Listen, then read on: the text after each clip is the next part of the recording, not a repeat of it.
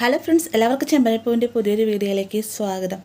അപ്പോൾ ഇന്നത്തെ എപ്പിസോഡ് നമുക്ക് വരാത്തത് കൊണ്ട് തന്നെ നാളെ നമ്മൾ കാത്തിരിക്കുന്ന, അതായത് ഇന്നത്തെ എപ്പിസോഡിന് പകരം നാളെ നമ്മൾ കാത്തിരിക്കുന്ന ഭാഗം എന്താണെന്ന് ചെറുതായിട്ട് ഞാനൊന്ന് പറഞ്ഞു തരാം കേട്ടോ. അതായത് ഇന്നത്തെ എപ്പിസോഡിൽ നിർത്തിയിരിക്കുന്ന ഭാഗമെന്ന് പറഞ്ഞു കഴിഞ്ഞാൽ നമ്മുടെ സച്ചിയെയും സുധിയെയും ശ്രീകാന്തിനെയും പുറത്ത് കടത്തിയതിന് ശേഷം രവി വാതിലടയ്ക്കുന്നുണ്ടല്ലോ. പിന്നീട് രേവതിയെ സച്ചി വിളിച്ച് വരുത്തിയതിന് ശേഷം രേവതിയോടായിട്ട് വിശേഷങ്ങളും കാര്യങ്ങളും പറഞ്ഞുകൊണ്ടിരിക്കുന്ന അതേ സമയം തന്നെ ശ്രുതിക്കാണെങ്കിലും ഉറക്കം വരുന്നില്ല.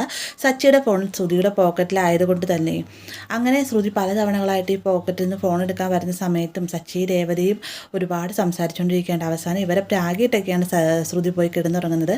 പിറ്റേ നേരം പുലരുമ്പോൾ തന്നെ 3 പേരെയും വിളിച്ചെഴുന്നേൽപ്പിക്കുന്നത് സച്ചിയാണ്. അത്യാവശ്യം ബോധമുള്ളതും അതുപോലെ തന്നെ കുടിച്ചാൽ വലിയ കാര്യമായിട്ട് ഏക്കാത്തത് സച്ചിക്കായതുകൊണ്ട് തന്നെ ബാക്കി 2 പേരെയും സച്ചി വിളിച്ചെഴുന്നേൽപ്പിക്കുകയും രവി വന്നതിന് ശേഷം മൂവരും രവിയോട് ക്ഷമ പറഞ്ഞിട്ടൊക്കെ അകത്തേക്ക് കയറി പോകുന്നുണ്ട്.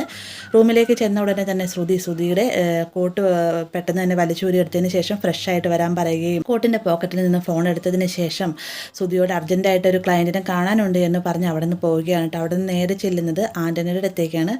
ആൻ്റണിയുടെ അടുത്തേക്ക് ചെന്നതിന് ശേഷം ആൻ്റണിയുടെ ആഗ്രഹം പോലെ തന്നെ താൻ ആൻ്റണി ഉദ്ദേശിച്ച സാധനവുമായിട്ട് വന്നിട്ടുണ്ട് എന്നൊക്കെ പറയുമ്പോഴത്തേക്കും ആൻ്റണിക്ക് ഭയങ്കര സന്തോഷമാകുന്നുണ്ട്. ആൻ്റണി ആ ഒരു സമയം തന്നെ ശ്രുതിയോടായിട്ട് ആ ഫോൺ ചോദിക്കുന്നുണ്ട്.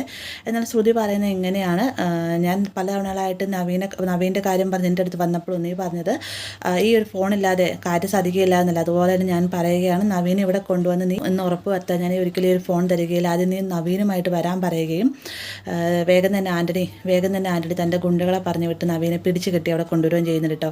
എന്നാൽ ആ ഒരു സമയത്ത് മീരയും ശ്രുതിയും മാറി നിൽക്കുന്നത് കൊണ്ട് തന്നെ ഇവരാണ് ഈ ഒരു കാര്യം ചെയ്തതെന്ന് നവീനെ മനസ്സിലാവുന്നില്ല. വേഗം തന്നെ നവീനെ കൂട്ടിക്കൊണ്ട് റൂമിലേക്കായിട്ട് ആൻ്റണിയുടെ ഗുണ്ടകൾ പോവുകയും ആ ഒരു സന്തോഷത്തോടു കൂടി ശ്രുതി ആൻ്റണിക്കായിട്ട് ഒരു ഫോൺ കൊടുക്കുകയും ചെയ്യുന്നുണ്ട്. അപ്പോൾ നാളത്തെ ഓൾമോസ്റ്റ് ഇത്രയൊക്കെ തന്നെ ആയിരിക്കും എപ്പിസോഡിൽ ഉൾപ്പെടുത്തിയിരിക്കുന്നത്. വീഡിയോ ഇഷ്ടമായി കഴിഞ്ഞാൽ ലൈക്ക് ചെയ്യാനും കൂടി ചാനൽ സബ്സ്ക്രൈബ് ചെയ്യാനും മറക്കരുത്.